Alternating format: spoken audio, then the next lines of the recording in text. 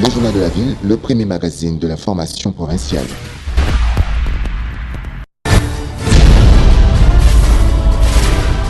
Tout de suite, le journal.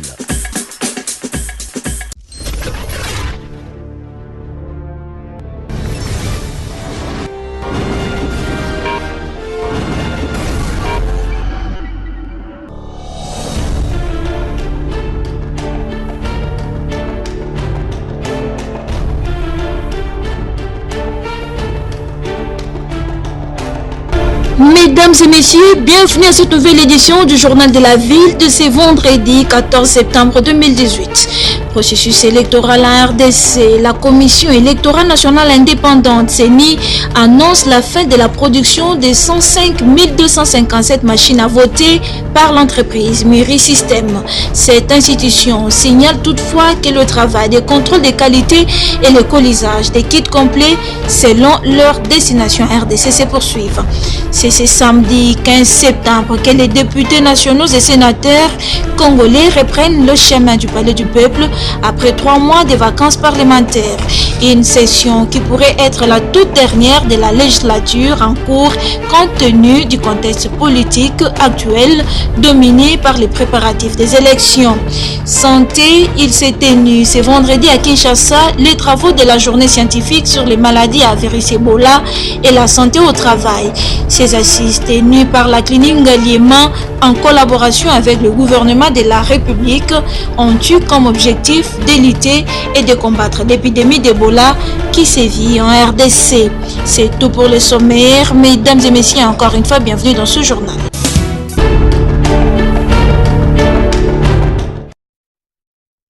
La Commission électorale nationale indépendante CENI poursuit sans désemparer les préparatifs des prochaines élections en RDC. C'est dans ce cadre qu'elle a annoncé la fin de la production des machines à voter à Séoul, en Corée du Sud.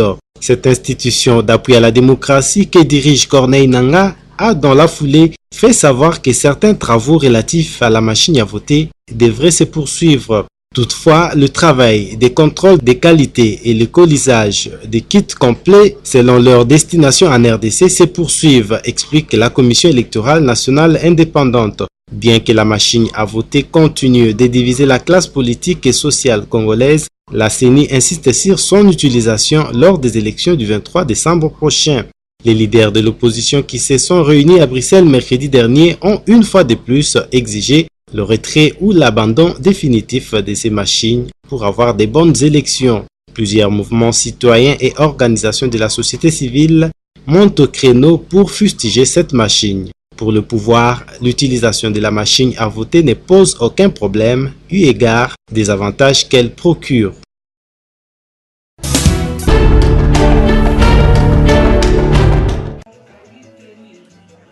Le ministre de la Communication et des Médias, Lambert Mende, a fait le point sur les questions de l'heure. Il a d'abord dénoncé ouvertement l'ingérence de la Belgique et de certains pays voisins de la RDC dans le processus électoral en cours.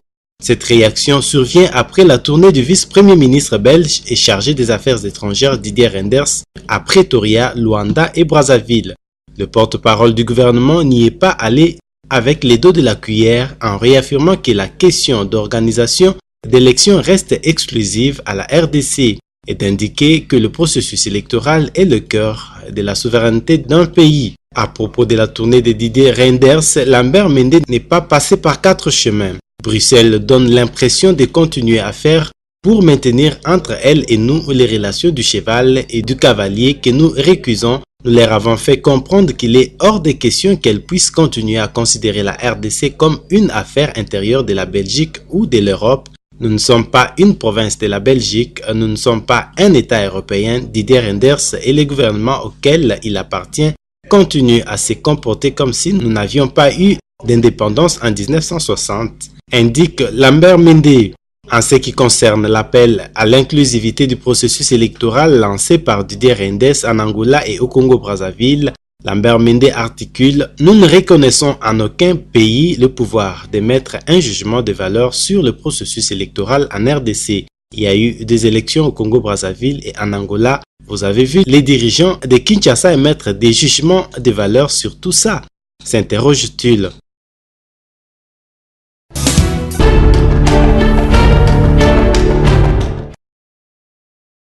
Kinshasa exige la levée des sanctions de l'Union européenne avant la réouverture de la maison Schengen. Le ministre de la Communication et des Médias, Lambert Mende, a fait le point sur les conditions posées par son gouvernement pour la réouverture de la maison Schengen. D'après Lambert Mende, le gouvernement recommande la levée des sanctions de l'Union européenne contre 14 personnalités congolaises avant d'autoriser la maison Schengen de rouvrir ses portes. Lambert Mende indique aussi que la Belgique doit comprendre que la RDC est un État souverain puisque c'est elle qui a commencé à mettre sous un régime de sanctions. Et poursuit que la Belgique va lever les sanctions prises contre la RDC pour des raisons qui ne sont en aucune manière justifiées, a dit Lambert Mende, qui considère que ces sanctions ont été prises sous l'influence de la Belgique. Rappelons que l'Union européenne avait en 2017 sanctionné plusieurs autorités de la RDC, dont Gabriel Amissi, Alex Kandé, Jean-Claude Kazembe, Lambert Mende, Emmanuel Ramazani Chadari, Kalev Moutombe, John Numbi, Célestin Kanyama, Roger Kibelissa, Évariste Bouchab et Delphin Kaimbi, qu'elle pointe d'avoir joué un rôle dans la répression des manifestations anti-pouvoir en 2016. Et en janvier dernier, la Belgique avait décidé de réaffecter son aide aux organisations locales de développement en RDC, ce qui avait provoqué la détérioration des relations entre les deux pays, entraînant la fermeture de la maison Schengen comme mesure de rétorsion de Kinshasa.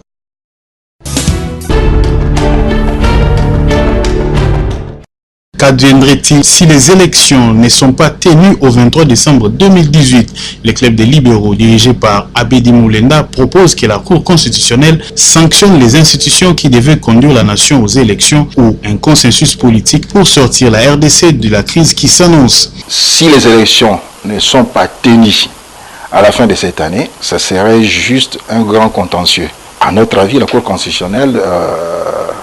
Il reviendra à la Cour constitutionnelle de déterminer la responsabilité, de sanctionner les institutions coupables, comme au Gabon. Je crois que ça serait clair, c'est une possibilité. Il y a aussi une autre possibilité.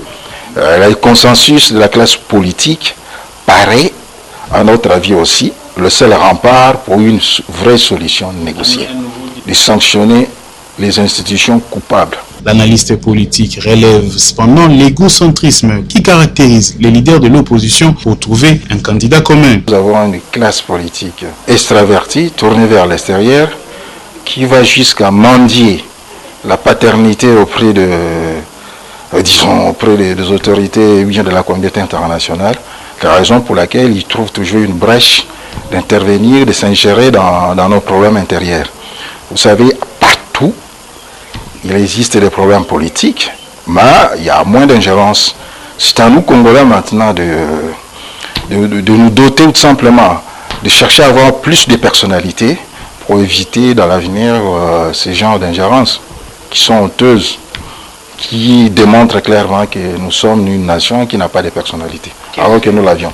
Quant à la levée des sanctions demandées par le gouvernement congolais par l'Union européenne pour la rouverture de la maison Schengen, Abedi Moulenda explique. Il est tout à fait normal, ces sanctions que nous avions jugées, les clubs de libéraux, ici chez vous, honteuses, doivent être levées.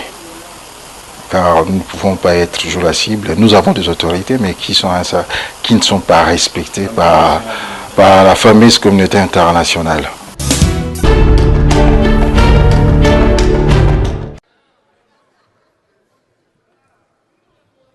Après près de 2 mois de vacances parlementaires, députés nationaux et sénateurs congolais reprennent le chemin du Palais du Peuple ce samedi 15 septembre.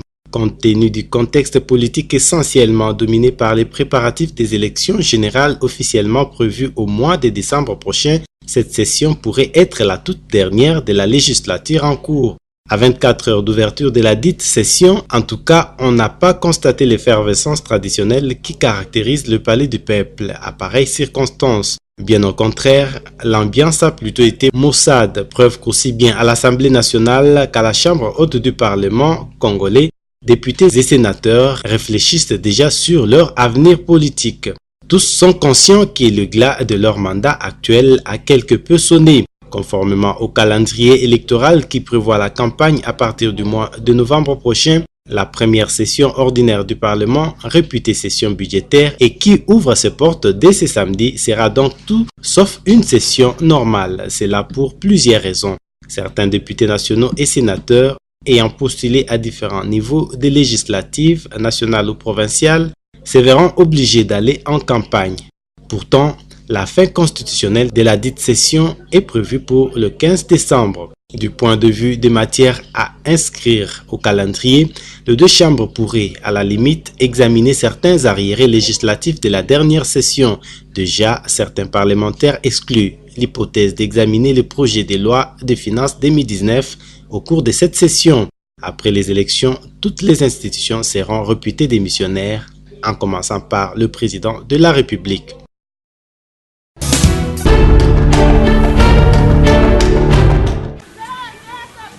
Les habitants du village Mbekana dans la commune de Mongafula sont inquiets par rapport à la lettre d'avertissement reçue pour la démolition de leur concession. D'après le chef de ce groupement Mbalawa Lipesi, qui règne sur cette terre depuis 1966, c'est un certain individu de mauvaise intention qui menace de reprendre ses concessions et il aurait amené une lettre d'avertissement au nom du gouverneur. Le loyo est comme en 2018. Namoni vraiment étonnement moko na kati ya mabele na ngai. Na lettre oyo po ba benga na bato mboka ba sala te ba lona te ba tonga te na yebite mibeko ngwe wuti wapi. Siko bato mboka na bato oyo bazotonga ba okende wapi. Yeka ngafu tozana ye na justice na Gombe. Mikane ezali wana, numero na ye pe ezali wana. Comment ye adui équipe aya koboka bandako ya bato na mitindo ya nani? Face à cette situation, les habitants de Mbekana plaident auprès des autorités compétentes.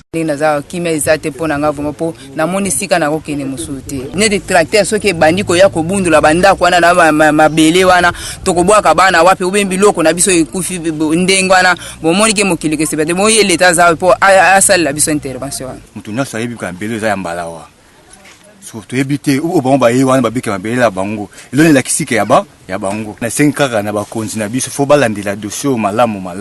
Cela fait déjà 52 ans que le chef Mbalawa règne sur ce groupement qui n'a pas de conflit. Ne sachant pas à quel sens c'est voué, les regards des habitants de Mbekana sont désormais tournés vers les autorités compétentes pour espérer une suite favorable à leurs desiderata.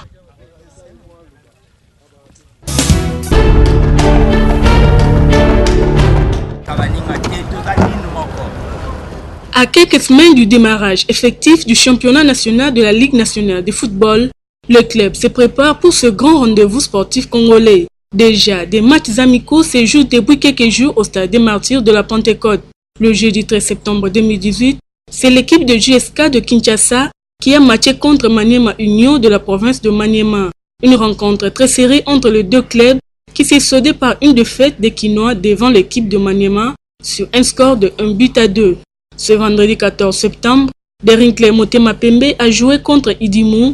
Le club Idimou a perdu face aux Imaniens. La série des matchs amicaux continue au stade de Martyrs à la grande satisfaction des nombreux supporters venus voir le spectacle. Pour rappel, c'est le 25 septembre prochain, sauf imprévu, que se tiendra le championnat de la Ligue nationale de football, édition 2018-2019, initialement prévu pour les 15 et repoussé de quelques jours pour des raisons organisationnelles. À toutes les équipes qui prennent part à ces championnats d'élite de la RDC, bonne chance.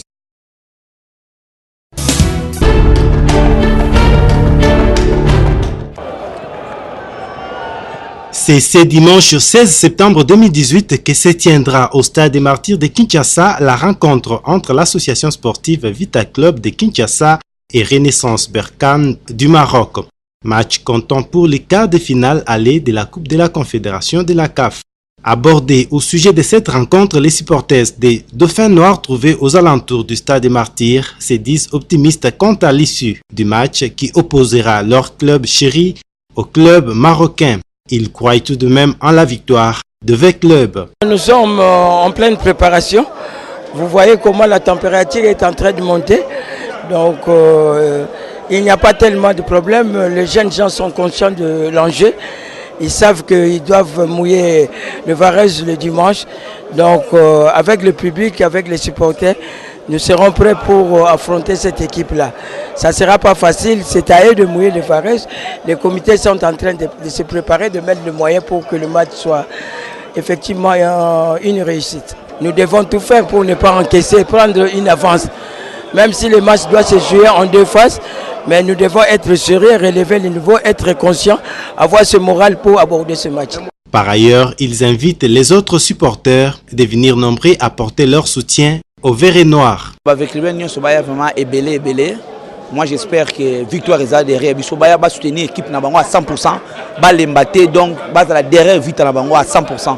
Vraiment j'espère que vite à gagner le match. Vous êtes au bêta Coupe d'Afrique au Porto donc tout ça sûr que vous allez champion à la Coupe d'Afrique.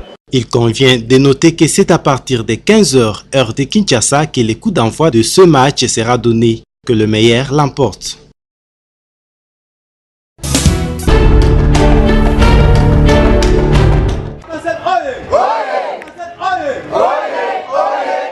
Les clubs de football arc-en-ciel évoluant en première division à l'entente urbaine de football Lipopo a tenu une réunion dite d'unité entre les différentes structures de cette équipe à Livoulou le jeudi dans la soirée autour des objectifs fixés pour la saison 2018-2019, notamment les retours à l'EPFKIN en obtenant les titres de champion pour la saison qui s'ouvre. On prit part à cette rencontre, entre autres, les comités des supporters, les animateurs, les staffs techniques, les joueurs représentés par leur capitaine et vice, les mamans Zango du club, qui tous ont échangé sur les stratégies à mettre en place pour arriver au résultat escompté. La première journée, on a besoin de supporter à la calme pour suivre le terrain malamu pour l'équipe de champion. Il y a une sécurité zala, mobile zalate, la discipline. On organise les supporters na biso pour kimia zala, to beta match na biso pour filtrer bali. Réunion oyo po to bongisa nyonso ya équipe oyo qui a mabeto ya malamu leka to kene liboso po to beta titano dans sans matata, sans concurrence, sans adversaire. Il faut signifier que lors de la première journée de ces championnats arc-en-ciel sera face à Chamois de Mongafula au terrain Elimo Santo à Lemba ce samedi à 15h30.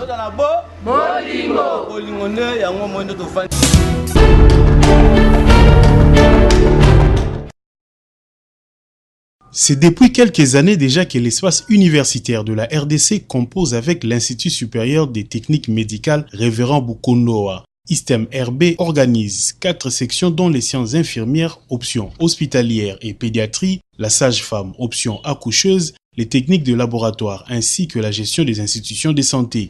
Par ces installations, ISTEM RB offre un cadre de qualité pour les chercheurs et autres étudiants en quête de savoir. Dans l'optique d'amélioration des niveaux de l'enseignement en RDC, ISTEM RB vise l'excellence à travers une formation de qualité à moindre coût par des enseignants chevronnés, qualifiés et spécialisés. S'alignant dans la communauté baptiste du fleuve Congo en promoteur des valeurs, l'Institut supérieur des techniques médicales Révérend Bukondoa se veut de former des hommes dignes et intègres pour le développement du Congo. Je suis dû ici à l'ISTEM RB, Révérend Bukondoa. Je suis ici parce qu'il y a de très bonnes qualités des études. Il y a l'ordre, pour moi c'est l'excellence. Nous sommes vraiment très à l'aise ici à l'ISTEM RB. Nous vous invitons à venir découvrir l'ISTEM RB et ceux qui veulent postuler, vous devez avoir des capacités, des qualités requises, sinon le choix n'est pas aléatoire ou n'est pas négocié à l'avance, mais c'est sur base d'un critérium préétabli et si vous réussissez à cela, nous allons vous prendre, vous ferez partie de notre équipe. L'ISTEM RB, à cet effet, procède aux inscriptions pour l'année académique 2018-2019 au cycle de graduat en première, deuxième et troisième année ainsi que la licence. Ceci s'adresse à toute personne désireuse de se donner les moyens d'être utile dans la société. Pour la réservation de vos places, ISTEM RB est situé sur le numéro 67 de l'avenue Itaga, croisement Itaga Plateau dans la commune de Kinshasa, référence église Nzambe Malamu.